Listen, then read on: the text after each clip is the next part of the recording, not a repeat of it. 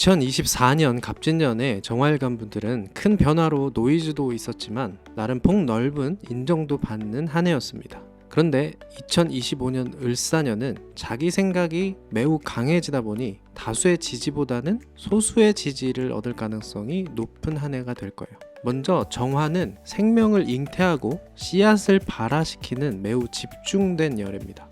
그런데 이런 정화가 을사년의 을목을 만나게 되면 병화가 을목에게 하듯이 광범위하게 을목을 키우기보다는 을목을 편협한 공간에서 높이 잘 자라게 해줍니다. 그런데 이런 을목은 정화 일간분들에게는 편인에 해당하기 때문에 공동체가 낯설어하는 이런 자기만의 생각들을 잘 자라게 하는 운인 거죠. 그리고 이런 편인 을목이 지지의 사화인 겁재로 이어지면서 나와 생각이 다른 사람을 자기화시키려고 노력하게 돼요.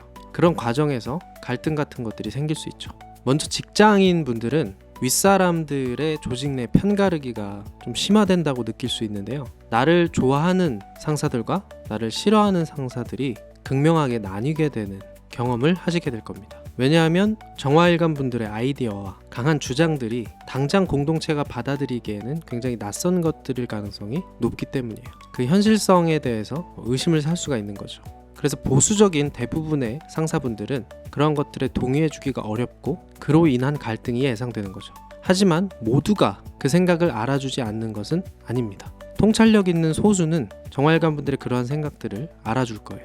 그리고 당장의 현실성이 없더라도 훗날에 대세가 될 생각이라는 믿음을 그리고 지지를 보내줄 겁니다. 그리고 실제로 을사년은 정화일관 분들에게 재성에 해당하는 경금의 목적성을 지닌 해이기 때문에 설사 을목이 편인으로 작용한다 하더라도 현실성을 전혀 고려치 않은 생각은 아닐 거예요. 다만 그것이 장기적 목표일 뿐인 거죠. 그래서 지지해주는 그 상사분들과 혹은 동료들과 꿋꿋하게 잘 해나가신다면 훗날 큰 성과를 얻을 수 있을 겁니다.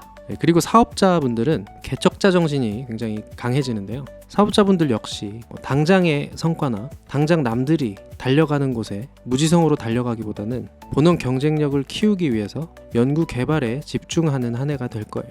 당장의 성과가 없는 그런 연구 개발의 과정이 매우 고되고 고독하게 여겨질 수도 있지만 머지않아 세상을 뒤엎을 확신의 유행가처럼 좋은 결과를 위한 경쟁력 강화의 시기라는 것을 잊지 마시고 잘 준비해 가신다면 훗날에 굉장히 좋았던 시기로 기억되는 한 해가 될 겁니다. 그리고 사랑의 측면에서 여자분들의 연애운은 마음에 드는 거 반, 마음에 안 드는 거 반인 한 해가 될 텐데요. 먼저 편인 운이기 때문에 마음에 안 드는 부분에 대해서 내가 원하는 대로 상대가 움직여주지 않는 면에서 결핍감 같은 것들이 생길 수 있어요. 그런데 그런 결핍감에서 그치는 것이 아니라 그러한 감정들을 주도적으로 표현하고 주도적으로 소통에 나서면서 관계의 문제를 적극적으로 해결하려 할 거예요. 그런 솔직한 모습들이 결국에 그런 결핍감들을 자존감으로 승화시켜 줄 겁니다.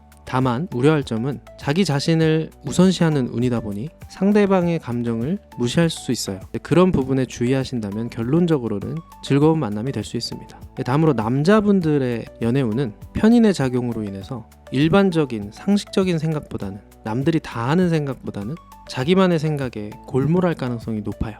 근데 이런 성향이 사랑하는 사람에 대해서 부정적인 감정으로 이어질 경우에 연인에 대해서 의심을 많이 하게 될 수 있어요. 또는 공감이 어려운 생각들을 강요하는 모습을 볼 수도 있죠. 그리고 이런 편인이 지지의 사화인 겁재로 이어지면서 연인을 통제하려 하는 성향도 강해질 수 있죠. 그런 것들이 과해지지 않도록 주의가 필요합니다. 그런데 다행인 건 을목사화 모두 재성의 방향성을 가지기 때문에 이런 편인의 부정적 성향들을 많이 제화할 수가 있어요. 그래서 충분히 합리적인 소통은 가능한 운입니다. 그리고 이런 과정을 통해서 결과적으로는 서로 이해하면서 돈독해질 수 있는 운이 될 거예요. 결론적으로는 일에서나 사랑에서나 현실성 그리고 합리성을 잃지 않는 것이 중요한 한 해가 될 겁니다. 여기까지 정화일간 분들의 을사년 운세를 살펴봤고요. 무토일간 운세로 찾아뵙도록 하겠습니다. 감사합니다.